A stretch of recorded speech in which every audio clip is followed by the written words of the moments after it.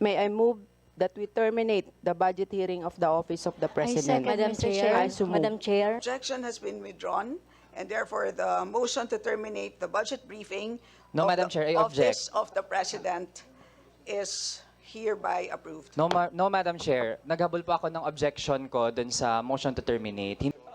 Is it possible that we first terminate or approve the budget of the Office of the President before any manifestations will be allowed?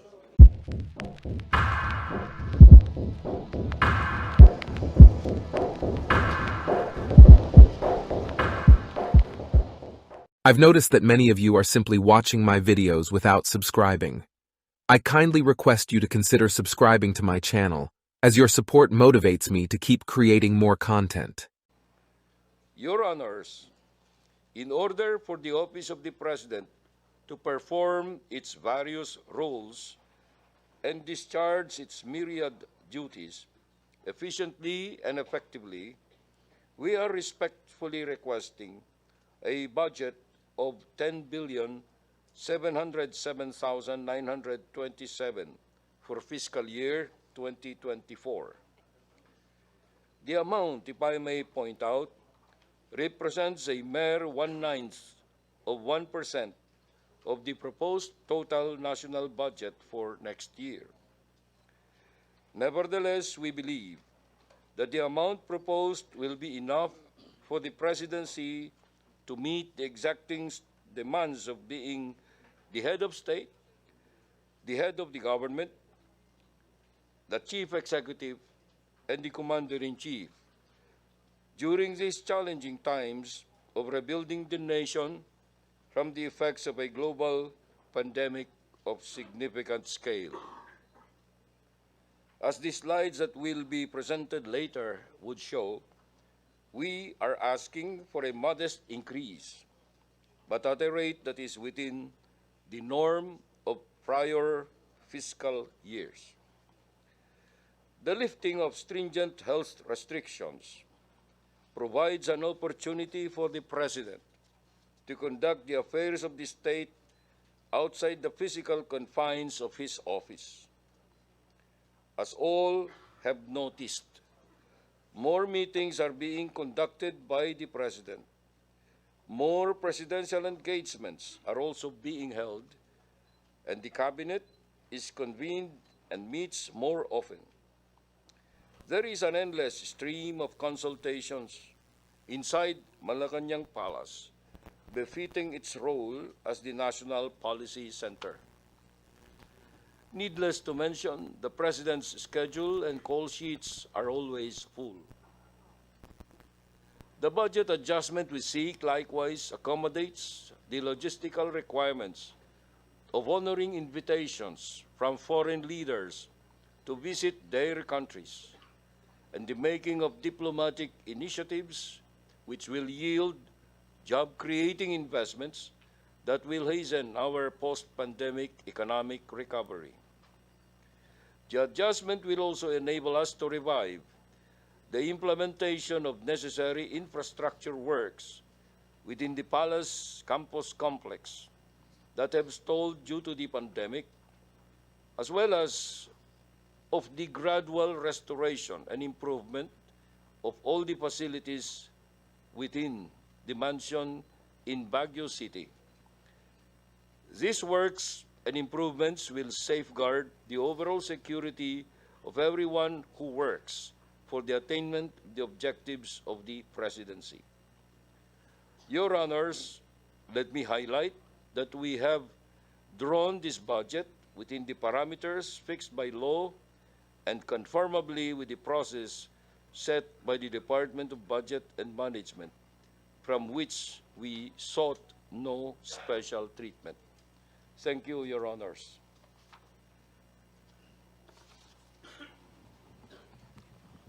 Madam Chair, Yes, Honorable Bernos. as part of a long-standing tradition and practice of the House of Representatives and the Committee on the Appropriations to extend parliamentary courtesy of the Office of the President, Mr. Chairman, may I move that we terminate the budget hearing of the Office of the President? Madam Chair. I so move. Madam Chair, we object. Madam Chair, Second. manifestation, and we object. And we have the right to explain our objection based on our rules.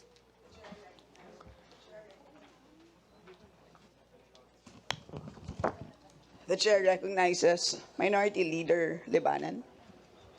Thank you, Madam Chair. The minority wishes also to afford the same courtesy to the Office of the President. However, Madam Chair, in the spirit of democracy, three members of the minority would like to make some manifestations or questions, which it's up to the Office of the President to answer if it so desires.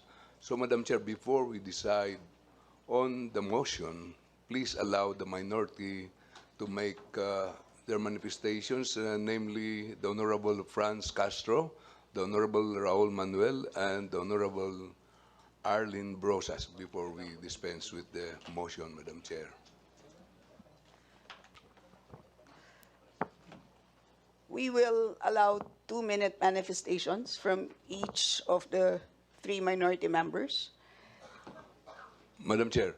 Yes. If we would like to proceed with that, those who seconded, those who objected, please, can we withdraw the objection so that we can make the manifestations?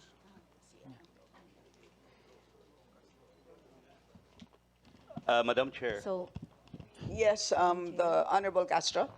so we withdraw our. I withdraw my objection for the for the objection for the termination of deliberation of budget of the Office of the President, Madam Chair. Madam Chair, just manifestation. Yes, the Honorable Ungab. Is it possible that we first terminate or approve the budget of the Office of the President before any manifestations will be allowed?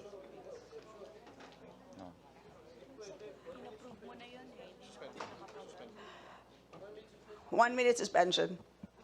Deliberation to eh. Let us deliberate.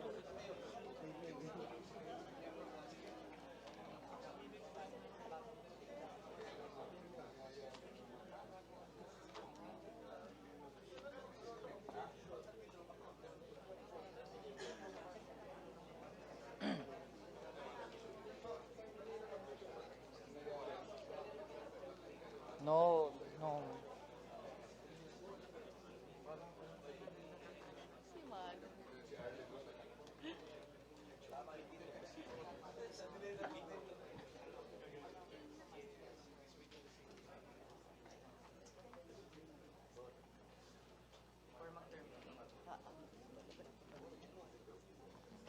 Hindi sa records, parang nag-terminate ka tapos Oo. Wala man lang discussion.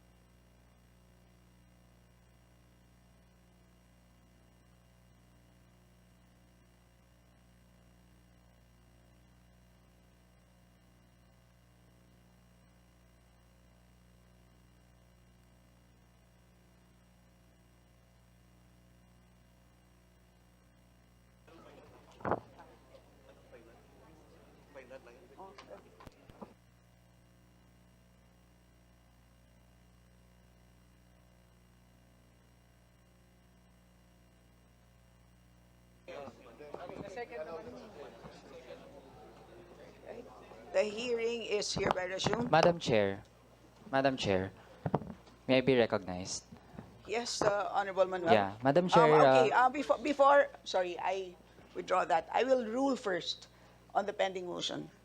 The objection has been withdrawn, and therefore the motion to terminate the budget briefing No, of Madam the Chair, I Office object. of the President is hereby approved. No, Madam Chair. Naghabol po ako ng objection ko dun sa motion to terminate. Hindi po pwedeng mag-terminate tayo Let us ng now deliberations proceed with the habang manifestation hindi of the nagiging part Honorable ng Castro. Point of records order, ng Madam ating Chair. Point of committee, order. Madam Chair, yung Point of order, Madam Chair. manifestations. There was a motion, it was seconded, and the chair ruled. Madam The Chair, point objection of order. came after the ruling. So, Madam Chair, I think, but I leave it to the chair to decide. Madam Chair, point of order. May binawi po na objection pero hindi pa natin talaga na-decide yung tungkol sa motion to terminate. No, Madam Chair, naghabol ako ng objection kasi I don't believe that it is proper for us to terminate the deliberations nang hindi nagiging part ng records ng House yung mga magiging manifestations. Meron pong difference doon, Madam Chair. Even if we look at the records, even if we replay the tapes, the objection came after the ruling. The original objection of the original cast of Congresswoman Castro was withdrawn. And so I think the ruling of the chair would hold.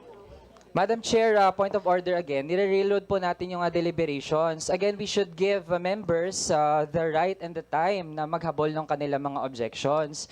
Hindi po pwede, Madam Chair, again, no, na minamadali natin ito. Again, Office of the President yung budget na pinag-uusapan. Madam Chair, I think there were 2 points of orders, and I request the chair. Let us just have some order in the House, please. So at the point that the objection was withdrawn, then automatically the motion to terminate the budget briefing was carried. No, Madam So Chair. that is the effect of the withdrawal of the objection. And therefore, we No, Madam proceed Chair, with the Madam Chair. manifestation Ay. of the minority members. And please note to Honorable Manuel that the hearing has not yet been suspended. And therefore, the manifestation of the minority members will be part of the records. Duly noted, Madam Chair. Yes. Thank you. In which case, we now proceed with the manifestation of the Honorable Castro. You have 2 minutes. Thank you, Madam Chair. Nararapat lang nabuksan sa deliberasyon ang budget ng Office of the President sa mga miyembro ng komiting ito sa Kamara. Dahil tungkulin natin sa ilalim ng konstitusyon ang ihapag ang lahat ng concerns ng taong bayan kung saan napupunta ang buwis nila. Courtesy, respect, hindi ba't mas mataas ang utang na courtesy at respeto ng mga ahensya ng gobyerno sa mamamayan, lalo na ang Office of the President? Utang na magpapaliwanag kung paano ginastos at paano gagastusin ang bawat sentimong pinagkakatiwala sa kanila. Tayo sa Kongreso, hindi natin dapat payagang manaig ang secrecy at silence samantalang napakalakas na umaalingaw-ngaw ang katanungan ng mga mamamayan. Bakit may bilyong-bilyong sinisikretong pondo samantalang patong-patong ang kagyat na pangangailangan para sa ayuda, libreng edukasyon at serbisyong medikal, abot kayang pabahay at iba pa? Mapapababa ba ng 4.56 billion pesos na CIF ng Office of the President ang presyo ng bigas, iba pang mga pagkain sa palengke, kuryente, tubig, basic commodities? Pang national security ang public order nga ba? Bakit dumadami pa ang human rights violations ng mga baril at pangangaila sa mga baril at mga kapangyarihan gaya ng red tagging at iba pang pang-aabuso? May trend ng papalaking CIF. Lolobo ito sa 120 milyon mula sa kasalukuyang taon. At mula 8.69 billion sa nakarang administrasyon, dumarami ang mga dating hindi tumatanggap ng mga black budget. Samantalang tumataba ang top secret funds ng mga dati nang nakakatanggap. At ang pinakamataas na opisyal ay siya ring may pinakamalaking tagong pondo na bawat audit, walang public accounting, wala ring isang segundo man lang na paliwanag kung paano ginastos at gagastusin. Hindi dapat magpapatuloy ang trend na ito. Labag ito sa policies ng transparency and public disclosure lalo na sa mga bagay ukol sa pera ng bayan. Sa obligasyon ng gobyerno na labanan ang graft and corruption, plunder at iba pang mga hocus-pocus sa yaman ng bayan at iba pang mandato sa saligang batas. Naniniwala ang kinatawang ito na ang pagtanggi ng Office of the President pati na rin ang Office of the Vice President na sumailalim sa public deliberation ukol sa kanilang budget, lalo na sa confidential and intelligence funds nila, ay isa lamang sa dumaraming rason kung bakit imbis na aprubahan ang kanilang mga black budget, ay dapat ngang i-abolish ang CIF, Madam Chair. And last request, Madam Chair, since the OVP, Vice President Sara Duterte admitted that she requested a 125 million confidential fund from the Office of the President. May we request a copy of that letter, Madam Chair, and the approval of the President. Thank you, Madam Chair.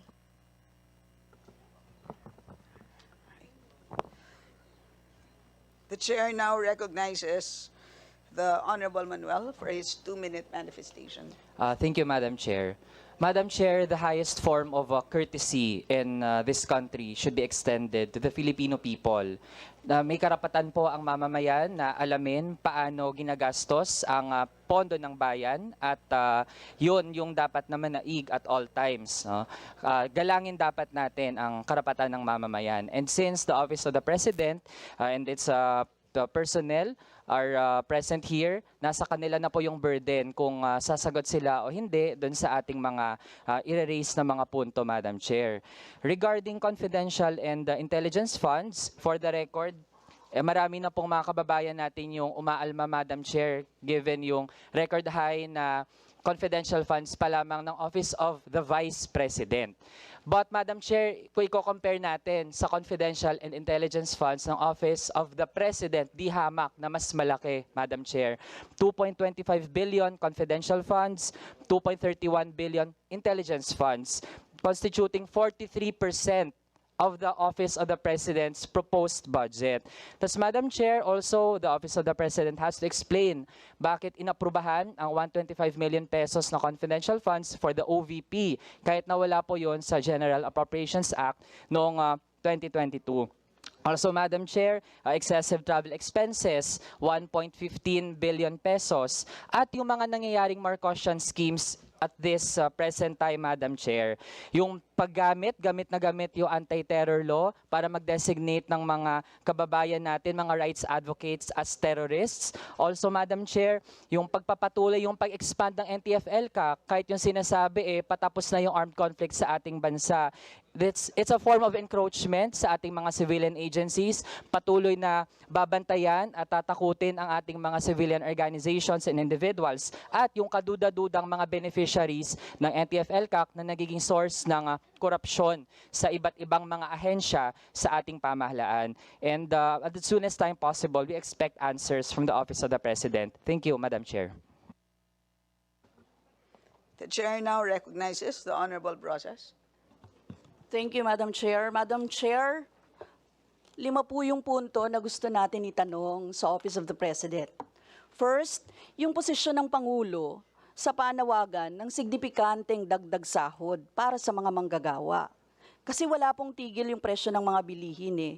Pangalawa, ano po ang posisyon ng Malacanang sa mas epektibo at masaklaw na price control sa mga batayang bilihin? Dahil hindi po sasapat yung EO39. Dahil meron pong 43 pa na mga basic commodities na magtataasan, sabi ng DTI. Pangatlo, gusto po nating malaman yung hawak na bilyon-bilyong unprogrammed funds at special purpose funds na nasa loob ng Office of the President. Ika-4, gusto po natin makuha yung paliwanag sa fund transfers sa NTF-ELCAC Secretariat at sa Anti-Terrorism Council kasi hindi po ito maliwanag sa taong bayan. Ika-5, maungkat po natin yung foreign travels ni Pangulong Marcos Jr., gayon din ang paggastos ng pondo para sa gender and development programs. So, Madam Chair, habang matinding gutom yung inaabot ng ating mga kababayan sa ngayon, lalo't wala namang signifikanteng aumento sa sahod, kulang na kulang yung 40 pesos na aumento. Sa NCR, pambili ng bigas, kahit pa may price cap dito. Hindi na reasonable ang sobrang taas ng presyo ng mga bilihin. Marami pong pwedeng gawin ang Pangulo para ibaba ang presyo ng bilihin at hindi rin kasama doon ang buwanang biyahe sa iba't ibang bansa katulad ngayon na nasa Jakarta ang Pangulo. Kagyat po na pwedeng gawin, epektibong price ceiling sa mga batayang bilihin bukod sa bigas, pagtanggal sa excise tax sa langis at signifikanteng dagdag sahod para sa mga manggagawa at kawani.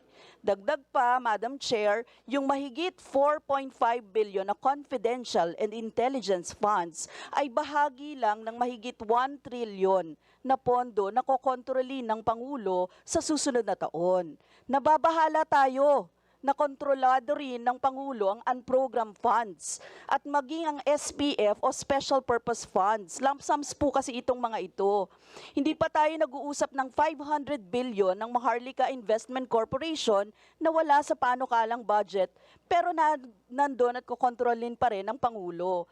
Nakakalula po ang mga numero pero sa hulit-huli nagkakasya tayo sa mumo para sa mamayang Pilipino habang mahigit 1 trilyon ang nasa kontrol ng Pangulo. Panahon po na ibasura na itong CIF, yung mga confidential and intelligence funds, bilang presidential pork. I-rechannel na lang natin ito sa kalusugan, sa edukasyon, sa serbisyo para sa publiko. Dagdag, Madam Chair, for the record, tinututulan po natin ang pagratsyada at kawalan ng deliberasyon, transparency ng Office of the President dito. Maraming salamat, Madam Chair. Madam Chair, we move to suspend the hearing, the budget briefing of the Office of the President. This budget hearing is suspended.